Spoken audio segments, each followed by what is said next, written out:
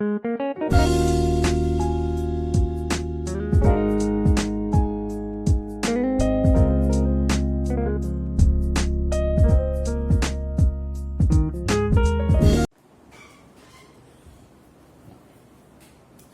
based on midpoint. It is also known as midpoint theorem.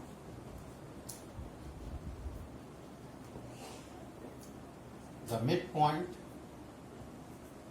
midpoint of two sides of a triangle.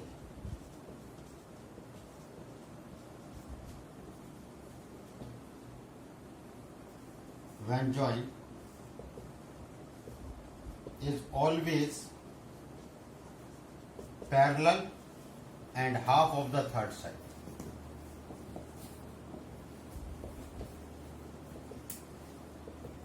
Now this is midpoint theorem, that if it is having a triangle, ABC is a triangle, D is a midpoint of AB, E is a midpoint of AC. These are the midpoints. So if we join the two midpoints, so to prove DE is parallel to BC and DE is half of BC. Construction.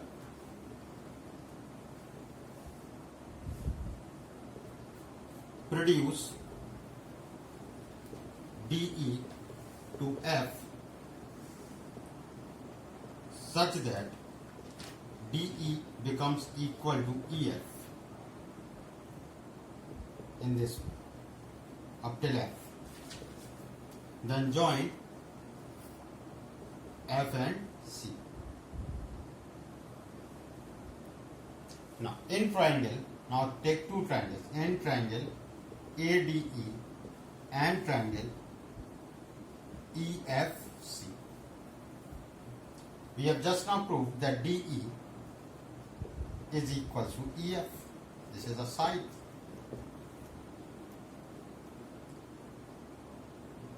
Angle DEA is equal to angle FEC, vertical opposite angle.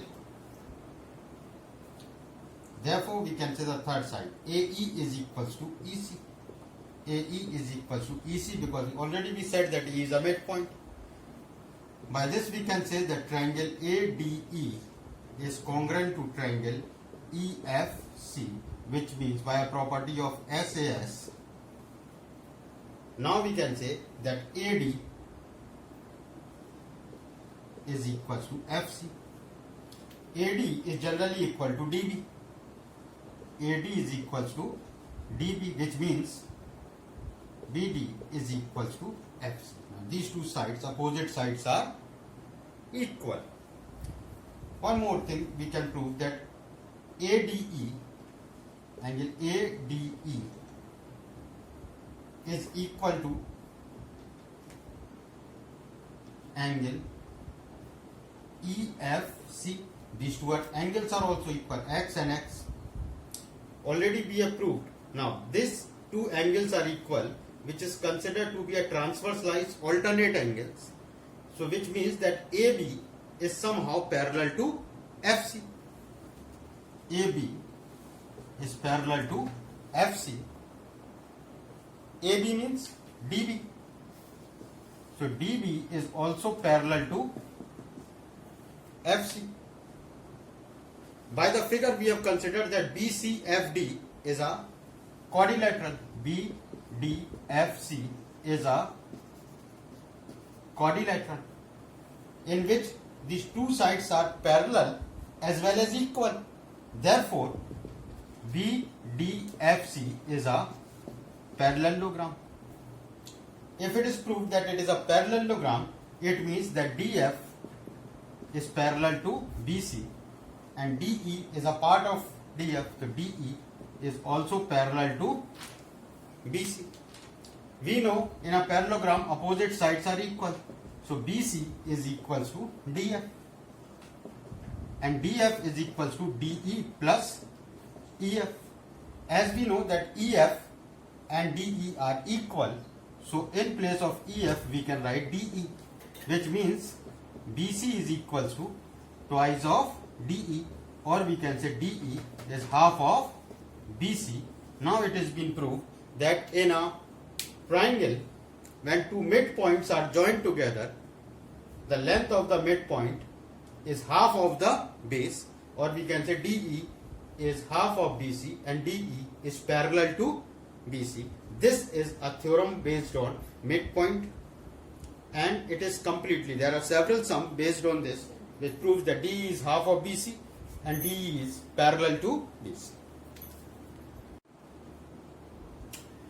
Next is the midpoint of one side parallel to the other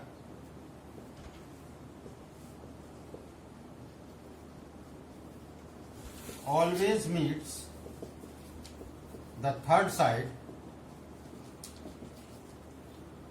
at its midpoint. It means that if this is a triangle, it is given that D is a midpoint. D is a midpoint of AB. It is parallel to the second side BC. Means if it is meeting at E, DE is parallel to BC. So we have to prove that E is also a midpoint of AC. This is given, and this is to prove. Now we consider that if E will not be a midpoint, so can there be any other point which can be a midpoint? So we draw one point, or we make one point as E dash, and we join DE dash, and we consider that these two lines are parallel to each other. Anyhow, there is a contradiction that DE dash is not parallel to BC. DE dash is not parallel to BC, because it is not possible that once DE is given parallel, any other line can be parallel to, or even if we take one more point as E double dash, other than the point which is given as E, can be parallel to the line BC. So if it is not, either it is DE dash or DE double dash is not parallel to BC, it means that E is only the point which is parallel to BC, and this is the only point which can divide the other line into two equal parts. So E is dividing the line into two equal parts, that AE is equals to EC. Not any other point on this line can divide it into two equal parts. So it is only the parallel line which can make it possible. That's why we consider that E is a midpoint of AC. So always we have to consider that in a triangle ABC, if one point is a midpoint D, if it is parallel to the other side, so it meets on the third side at its midpoint only, because there is no other point which can make a midpoint. Other also, we can take some other examples also. If ABC is a triangle, if one is D is a midpoint, even this is the midpoint E. Now it will be parallel to DE. In this case, will be parallel to AC, and DE is half of AC. But if we consider DF, this point is again a midpoint. So in this case, we can say that DF is parallel to BC and DF is half of BC. Then if we join the two other points, so we consider that EF is parallel to AB and EF is half of AB.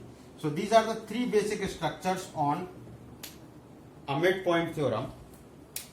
If D is a midpoint and if it is parallel to the other side, third side, it will meet the second side at its midpoint. So if the two side midpoint is being joined, it will always be parallel to the third side, and it will, in the length, it will be half of its base.